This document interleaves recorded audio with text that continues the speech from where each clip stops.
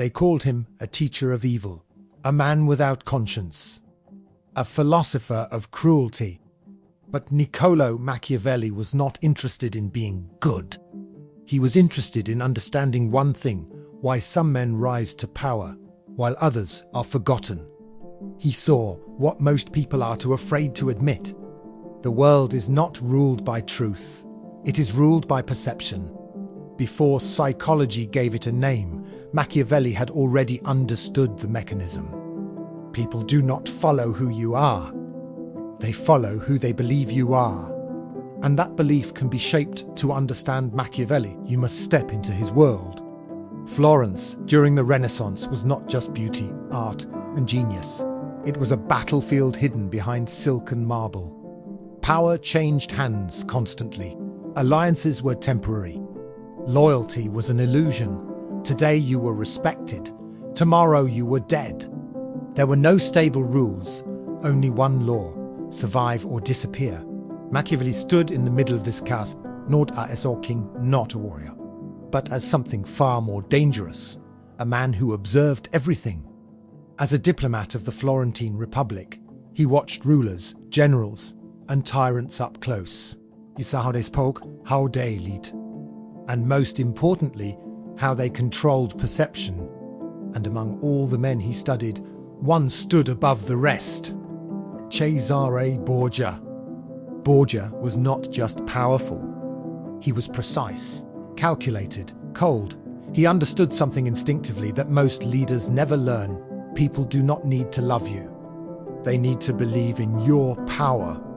At one point, Borgia sent a ruthless enforcer to bring order to a rebellious region. The man did exactly that. He crushed opposition, spread fear, restored control. And when the job was done, Borgia had him executed in public. His body displayed in the town square. Cruel, yes, but effective. In a single act, Borgia achieved two things. He showed strength, and he distanced himself from the cruelty. The people feared him, but they also believed he had delivered justice. This is the moment Machiavelli never forgot. Power is not just action. Power is theatre. Then everything changed. The Medici family returned to power. Machiavelli was arrested, accused, tortured, and exiled. The man who understood power lost everything. No position, no influence, no future. He was pushed out of the world he had studied so closely. And it was there, in isolation and silence, that he wrote his most dangerous work, The Prince. This was not a book about ideals. It was not about how leaders should behave. It was a manual for reality. A cold, clear breakdown of how power actually works. Machiavelli wrote something that still disturbs people today. Everyone sees what you appear to be. Few experience who you really are. That is the game. That is the system you are living in right now. He understood that a leader must become two things at once: a lion and a fox. The lion uses strength to dominate. The fox uses intelligence to avoid traps. If you are only strong, you will be outplayed. If you are only clever, you will be crushed. Power belongs to those who can switch masks when necessary. This is where most people fail. They believe being real is enough. They believe authenticity guarantees respect. But Machiavelli saw the truth. Authenticity without control is weakness. Because the world does not reward what is hidden, it rewards what is visible. He went further. He said that a ruler should appear merciful, faithful, honest, and moral, but must be ready to act against all of these when survival demands it, not because he is evil, but because he understands consequences. People forget kindness, they forget loyalty, but they do not forget fear. This is why one of his most controversial ideas still echoes today. It is better to be feared than loved. If you cannot be both, love depends on emotion, and emotion changes. Fear depends on consequence, and consequence remains. This is not about becoming a tyrant. It is about understanding the structure of human behavior. People respond to signals, confidence, to presence, to perceived control. And this is where Machiavelli connects directly to your life. You may not be ruling a state, but you are still playing the same game. Every room you enter, every interaction you have, every first impression you create, it is all perception.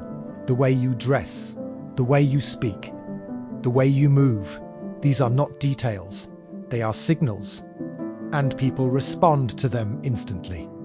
If you do not shape how you are seen, the world will do it for you, randomly, without intention, without mercy. And then you will call it luck or fate. But Machiavelli would tell you the truth. It was neither. It was your failure to control perception. He did not teach people to become evil. He taught them to become aware, to understand that morality and power do not always move together, and that survival often belongs to those who can adapt. His life is a paradox.